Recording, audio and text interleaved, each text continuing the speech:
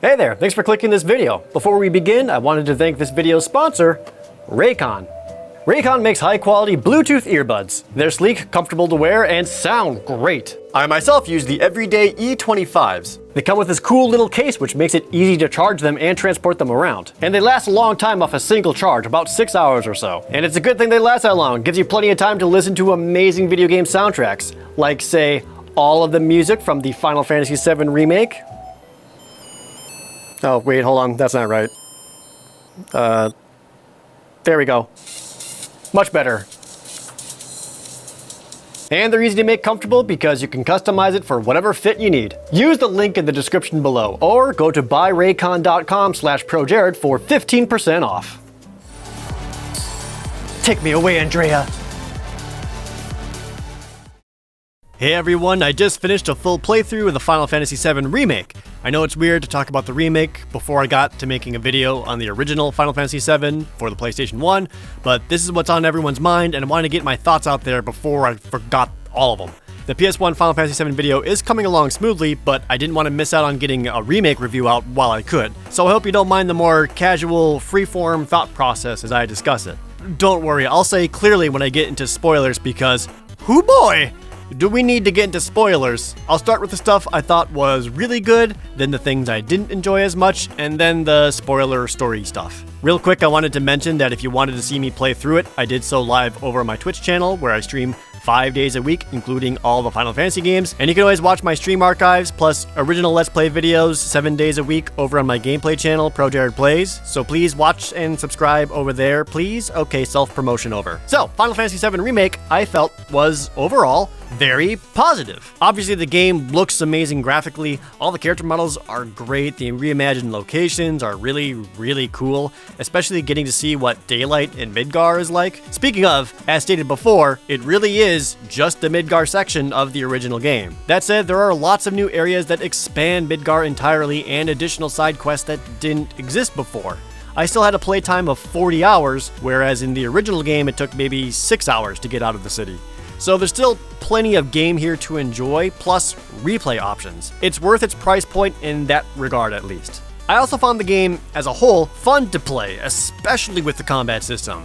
I was worried at first that the basic attacks were going to be just filler to give you something to do in between meaningful ATB attacks.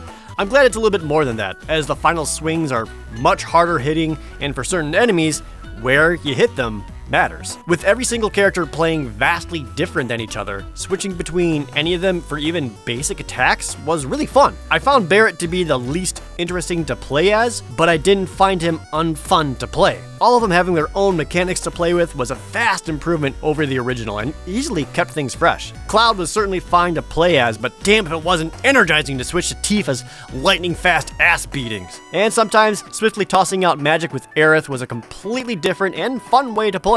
They did all the character mechanics and gameplay style really well. Not only that, the characters themselves are such an improvement. Their personalities, their relationships with others, the way they act, probably some of the best improvements of the whole game. Cloud is much more likable than before. This game makes it clear that he really is just a dweeby guy trying his hardest to act like a cool, aloof badass. He's much more endearing, and you can see how he tries harder and harder to be better throughout the game. You can see it in cutscenes when he makes it a point to ask others are okay and how they're feeling. I think my favorite and more subtle way they did this is party member dialogue after battle. Cloud and Barrett are antagonistic to each other at the start of the game, but by the end, as you're climbing up Shinra Tower, they are really getting along with each other, and you can feel the respect that they've gained for each other. That's really good, and it's great to see that kind of growth come organically. Speaking of Barrett, what a much better look at him than ever before. Literally every scene and dialogue he has with Marlene was touching. You can really feel how much he cares for her and how he tries his hardest to be a good father. He's far less abrasive and more sympathetic, even making it more clear that he's trying his best to be the leader that Avalanche needs. I love the way they made it clear that Aerith is seen as this dainty, delicate little flower at first glance, but this is in contrast with her incredibly sassy and likable personality. Tifa's confidence in her abilities is much more apparent, and her friendship with Aerith is developed even more than ever, which is one of my favorite things of the original. All of this is helped by the gameplay sections where you get to control each of them directly instead of just Cloud. And of course, Biggs, Wedge, and Jessie are more endearing than ever before. Pretty much all of the characters, including most of Shinra, are much better than ever before. Except for Red 13, they suddenly made him into kind of an asshole. Come on, you see the piece of shit we driving here? Says the 300-pound sack of it. Hey! I also wanted to quick make a note at how freaking phenomenal the music is. The way it easily blends and adapts itself depending on what the player is doing is so good. All the remixes they made, either epic orchestral versions or more modern electronic versions, are awesome. There wasn't a single track that I disliked. My god, the music is so good. So yeah, with all of that, very positive. That said, there are still some things that either irritated me or were clearly lackluster. These are the things that I didn't like, and let's start off with the biggest one, the pacing. My god, the pacing. It is all over the place. And this is more than just side quests slowing things down, though it is a large part of it. Most of the side quests are very surface level, and they really don't do much to expand the lore of the world or anything. The game makes it very clear several times, hey, this is your only chance to do all these side quests, so you better do them now, and everything stops moving forward for like 5 or 6 hours until you finally finish them all. This sucks. This is beyond just the side quests though, because they really petted the crap out of itself in several areas. While the whole section of going to Jessie's house topside is great for expanding the trio of Avalanche members, it lasts way longer than it really should. The worst example of this padding and awful pacing was in the Shinra headquarters itself, with the entire fight more of Hojo's experiments section to make it last like 4 hours more needlessly. At that point, all I could feel was, I just want this to end already. And that was already intentionally not doing more side quest stuff available at that point. When actual character or plot stuff was happening, it was great, but everything else around it dragged hard. It was bad enough in so many sections that I was questioning, how was this game already getting so many perfect 10 out of 10 reviews? And that's along with the battle system.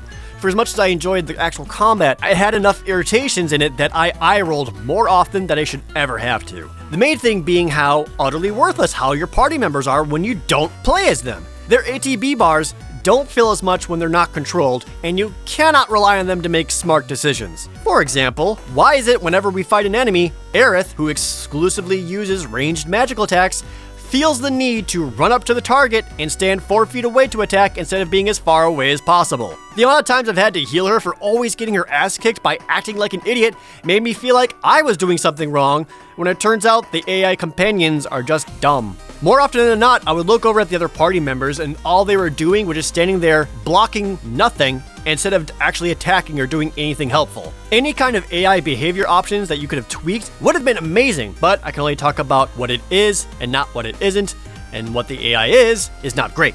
Battles also got outright frustrating because you can be interrupted all the time. You'd fire up a special attack or a spell or whatever, and then constant enemy attacks literally juggle you around and waste your ATB meter. Even worse is when you try to set up a very specific attack with a very limited window of being viable, such as when trying to fill an enemy stagger meter, and you get knocked down. And then, after standing up, your character automatically still uses the command well after it's no longer worthwhile to use, wasting time and taking more control away from you. Interrupts fine, I can accept that, but not still doing the command after and being animation locked for far too long. Even the limit breaks getting interrupted and shit was driving me up the wall. They're supposed to be the most powerful momentum swinging attacks, and in the middle of starting it up, you can suddenly just get mauled by a dog or whatever. This happens because the camera angle gets all flashy and shows whatever character posing up a storm, but the battle doesn't pause for this.